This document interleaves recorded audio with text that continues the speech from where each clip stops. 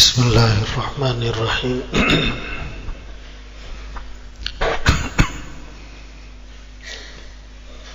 مولانا الیاس صاحب رحمۃ اللہ علیہ فرماتے ہیں تبلیغ کی بنیاد اس میں یہ ایک حدیث بھی ہے،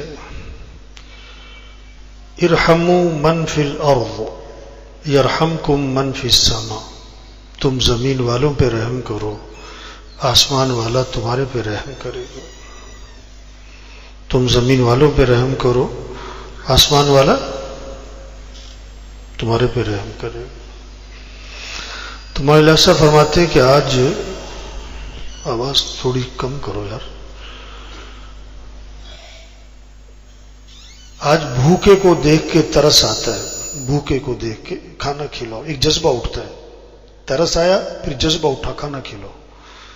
پیاسے کو دیکھ کے ترس آتا ہے، جذبہ اٹھتا ہے اسے پانی پلاؤ.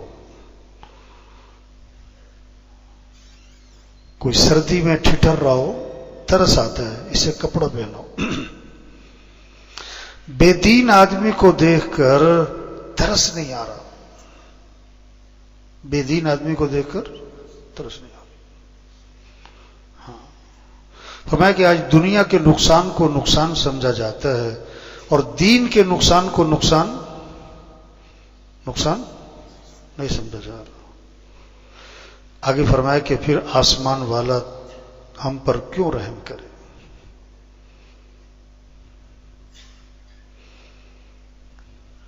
چور نے چوری کی، چور نے کسی کے گھر کا سارا سامان چرا کے لے گیا. اب چور کا بھی نقصان ہوا اور جس کی چوری اس کا بھی نقصان ہوا. بڑا نقصان کس کا ہوا؟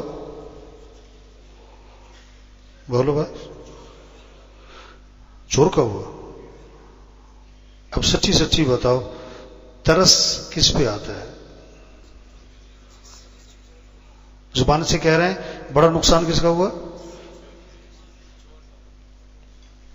زبان سے کیا کہہ رہے ہیں؟ بڑا نقصان کس کا ہوا؟ چور کا. اور ترس کس پہ آ رہا ہے؟ جس کا یعنی جس کا چھوٹا نقصان ہوا اس پہ ترس آ رہا ہے اور جس کا بڑا نقصان ہوا اس پر غصہ آ رہا ہے. چور پکڑا جائے تو ہر بندہ برکت کے لیے ایک لگاتا ہے اس کے.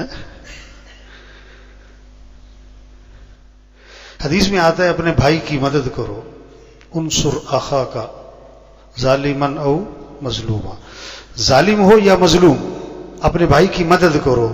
صحابہ نے عرض کیا حضور مظلوم کی مدد تو سمجھ میں آئی، ظالم کی مدد کیا کرے؟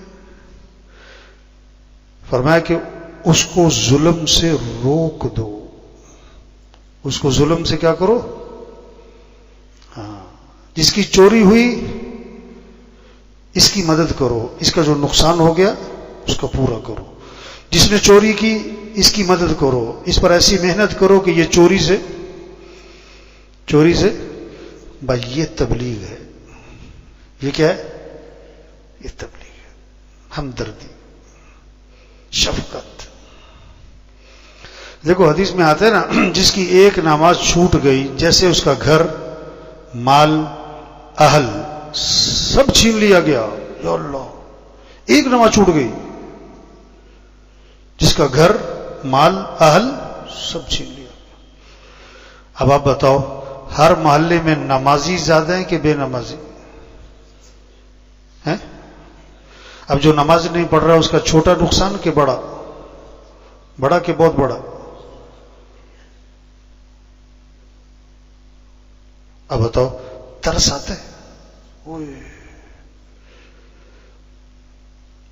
حدیث پاک میں آتا ہے فجر کی نماز منافق پر بھاری ہوگی. فجر کی نماز،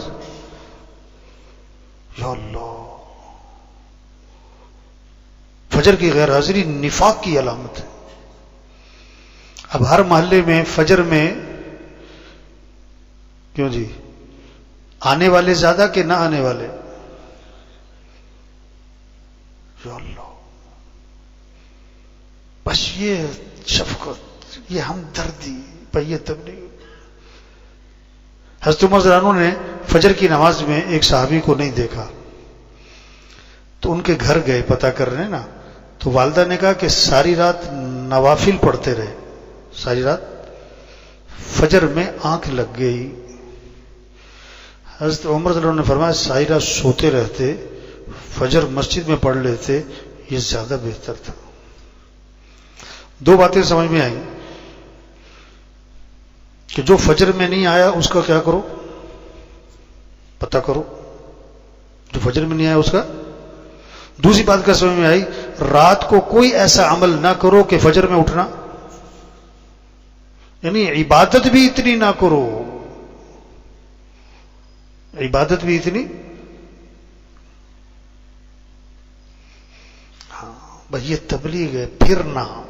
تبلیغ کیا ہے؟ ایک ہی کے پیچھے، پیار سے، محبت سے، نرمی سے۔ حضرت مامون الرشید رحمۃ اللہ علیہ کو نا کسی صاحب نے نصیحت کی، نصیحت لیکن ڈانٹ ڈپٹ، غصے سے، تو مامون الرشید رحمۃ اللہ نے فرمایا کہ دیکھو تم جو ہو نا موسیٰ علیہ السلام سے افضل نہیں ہو، اور میں فرعون سے بدتر نہیں ہوں۔ اللہ نے موسیٰ علیہ السلام سے بھی فرمایا تھا کہ فرعون سے بات کرنا کیسے کیسے، فَقُولَا لَهُ قَوْلًا، نرمی سے۔ تو تم مجھے نصیحت کرو لیکن نرمی سے کرو۔ تبلیغ کیا ہے؟ نرمی سے، پیار محبت سے لوگوں کو سمجھانا۔ بھائی نماز پڑھو،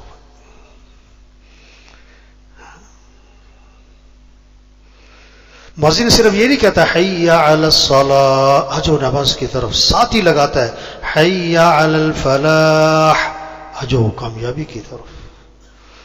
ساری دنیا کامیابی کی تلاش میں ہے، اور سب سے پہلی کامیابی انسان کی دن میں فجر کی نماز پڑھنا، اور سب سے پہلی ناکامی دن میں فجر کی نماز کا چھوٹ جانا۔